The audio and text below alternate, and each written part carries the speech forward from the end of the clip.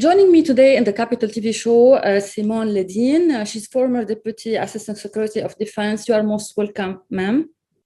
Thank you very much. I'm happy to be here. We can see your approach about the latest news on attacking Israeli-linked oil tanker of Oman last week.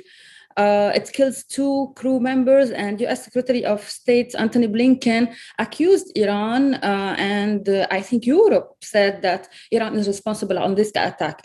What do you think that can change on the side of negotiation between U.S. and Iran?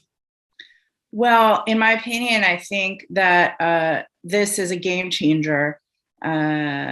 After what, in my opinion, are several game changers, this really, when you're talking about loss of life, that's a real game changer. And I think that, in my opinion, the talks should be halted, and there should be real demands made on Iran to stop its malign behavior and disruptive behavior. We're now talking about, stopping world shipping because of the danger of these Iranian attacks. Mm-hmm. I believe we need to stop that. And in order to stop that, we need to stop the negotiations immediately. Exactly.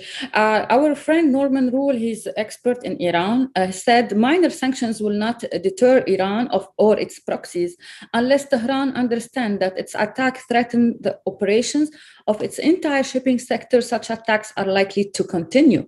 So what do you think? I think Norman Rule knows more about this than almost anybody, and I completely agree with his assessment.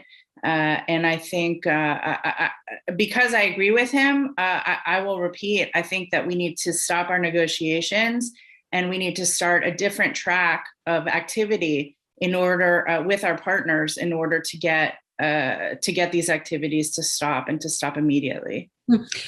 Can we go so far to put the elected president, supposedly elected, Ibrahim Raisi on trial, or can be held accountable?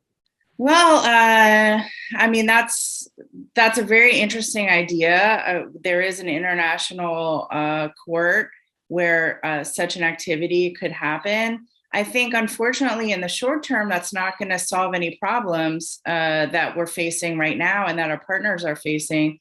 I think the most important thing right now is to show that we are reacting and the world is reacting negatively to this activity, and they're not going to get what they want from it. Mm-hmm. Do you think, on the other side, that Israel is no longer the enemy in many strategic circles across the Middle East? Yes. I think the Abraham Accords has opened up a whole. I think the Abraham Accords in some ways acknowledged what was already the case. There were a lot of relationships being built quietly, and I think the time was right for them to sort of come out of the closet and declare we are partners, we are working together. I don't think, and I hope in my heart that it's not finished yet. And I hope other countries will also sign up to the Abraham Accords because they see there's one country that's a source of instability in the region, and it's not Israel, it's Iran. Mm-hmm.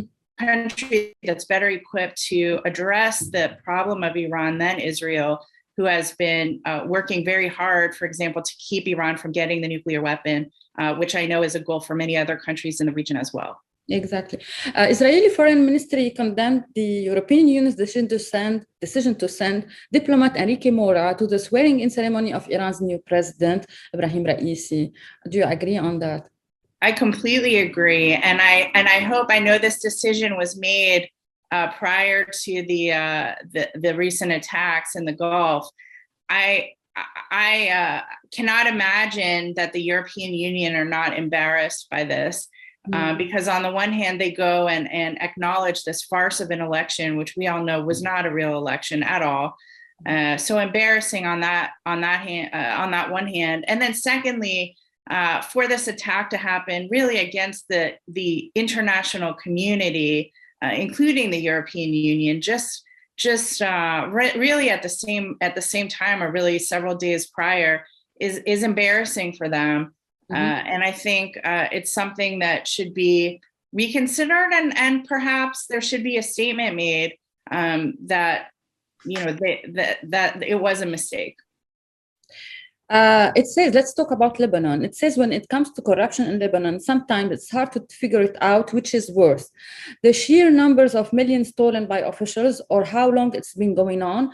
But the real problem in Lebanon, as many people said, is only the influence of Iran supporting Hezbollah and covering all this corruption. So Hezbollah is the main responsible on this chaos in Lebanon. Don't you think so? I do think so. It's tragic what's happened to the beautiful country of Lebanon and its people. It's incredibly sad, and it is a result of widespread corruption. And Iran has fed off of this corruption. It's allowed Iran to really take over the government, and the government of Lebanon really doesn't exist. They're just these elites who are taking money from the people who are paying, and the people who are paying today are Iran.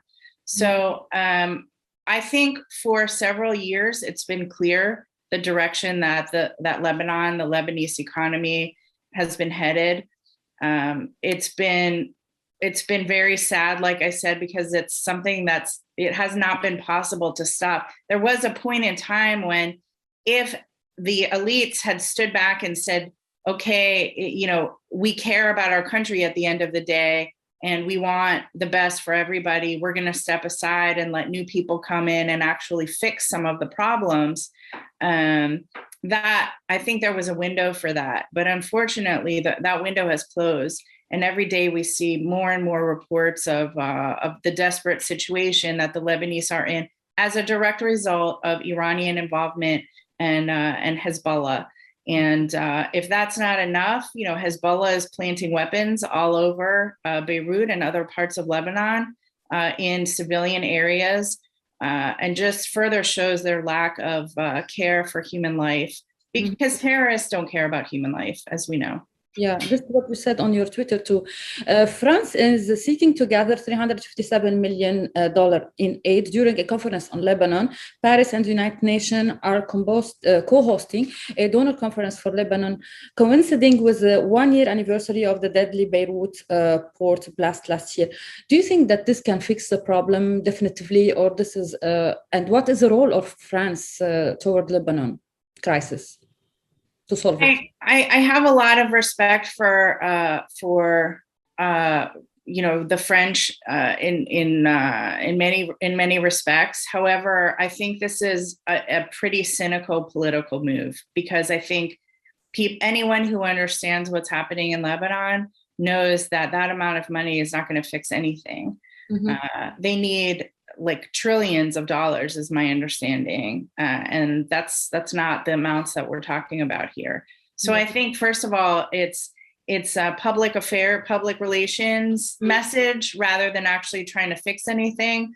And given that we were just talking about the problem of corruption in Lebanon, how do they propose to actually get those funds, even to, let's say, humanitarian like medicines or, food for people who are starving? There are real needs, but they're not going to permanently fix any problem. So I do question, what is this really about? Through your experience in anti-terrorism or counterterrorism, how do you think that the Biden administration should behave toward these militia that are supported by Iran, including Hezbollah and Houthis and maybe Hamas also? We can consider it as one of them. Well, I think, first of all, that some very serious mistakes were made very early in the administration, because under the Trump administration, where I worked, we had added many names, Iranian-linked names, to our terrorism list. And that allowed us to levy sanctions against them, block finances, etc. That included the Houthis and obviously Iranian-aligned militias in Iraq as well. So with respect specifically to the Houthis, as we all know, they were delisted. So they're no longer a named terrorist organization, unfortunately. That was in an attempt to start negotiations with the Houthis. Houthis are not interested in negotiation. They want a military victory. And they keep, the situation in Marib is very desperate right now. They keep trying to take over Marib. So far, the Yemeni government and the Saudi-led coalition is holding, but it's a very challenging situation that, unfortunately, the Biden administration is not helping. The humanitarian calamity there continues to play out. I don't know.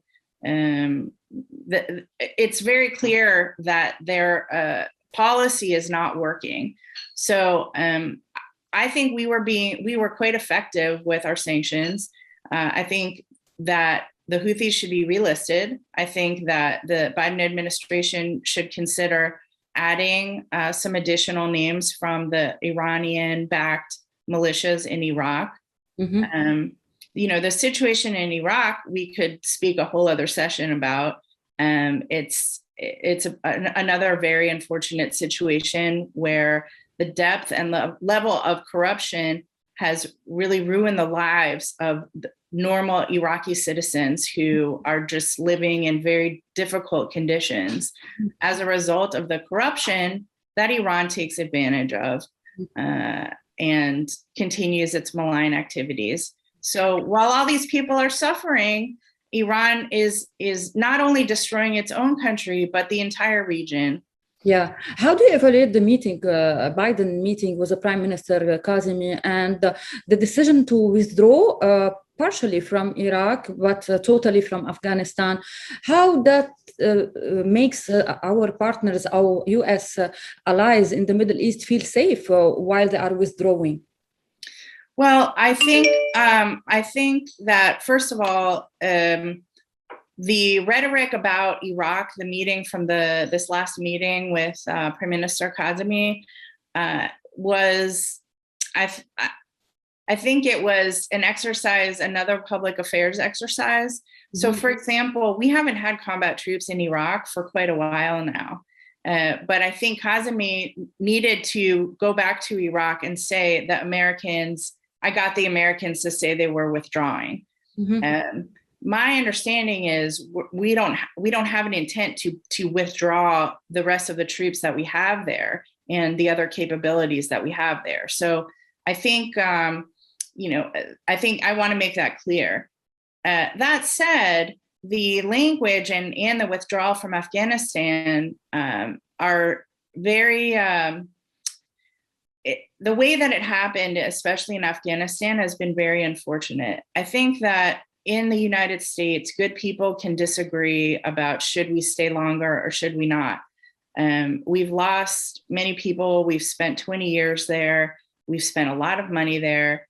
And so I understand, I'm very sympathetic to the argument that, what else are we going to achieve there? That said, but as a result of this decision, don't you see that it's empowering Taliban in Afghanistan and the similar activity or similar militias in other countries? It's encouraged them, no? I completely agree with you, and I don't think that the way that we have done this withdrawal has been correct. So I don't think we should have had a full withdrawal. I think we should have left some troops there for counterterrorism and for intelligence purposes. There's a lot of talk about over the horizon, are conducting over the horizon operations, which means like drone attacks from drones that are based elsewhere. Where is the intelligence going to come from for informing those attacks? That's those strikes. That's not going to be available to us anymore because we've withdrawn. So I don't think that's a fair argument that the administration is making, and I wish that they were more honest about what is going to be possible. But I do think what is incredibly alarming is that we have left the Afghan people who signed up to work with us. I'm not just talking about the interpreters, but the tribal leaders, the Afghan army who have served with us and trained with us for so long. In my opinion, we have abandoned them. And we, especially those of us who served in Afghanistan, I spent 2 years there myself, are horrified to be watching this story unfold, and very concerned about what it means for other partners as they're watching this. What are they going to see? What are they going to take away with them in terms of the what a partnership with America means? Finally, members of the Egyptian Air Force arrived in United Arab Emirates to take part in joint military exercises. How do you see, from your experience, this kind of collaboration, defense, military, and especially the power of UAE right now in the region as a leadership? Well, I think it's a wonderful development. I congratulate the UAE and Egypt for this phenomenal activity and partnership. It would be great to see it expand further. The UAE has certainly become a regional leader, and I think their leadership, we should applaud their vision in sort of stepping up to this role that they realized they could take. And I think it benefits the world and certainly the region. And again, I hope to see it expand. Egypt is a country that people I don't think talk about enough. I do believe that it is a very important relationship. The Egyptians are sort of fighting enemies on all sides, except for on the border with Israel. They have a terrorism problem in the Sinai. They have civil war in Libya. They have the Muslim Brotherhood from within. There's a lot of challenges that they're facing, but they continue to solve. Look at the problems that they just solved in Gaza with the ceasefire. They're very important players in the region. And it's wonderful that the UAE has recognized that and sort of taken their hand. And I hope to see more of that in the future. And again, I applaud both parties for that. Simone Ledeen, thank you so much for being with us. Thank you for your time. Thank you very much. It was a pleasure. Thank you.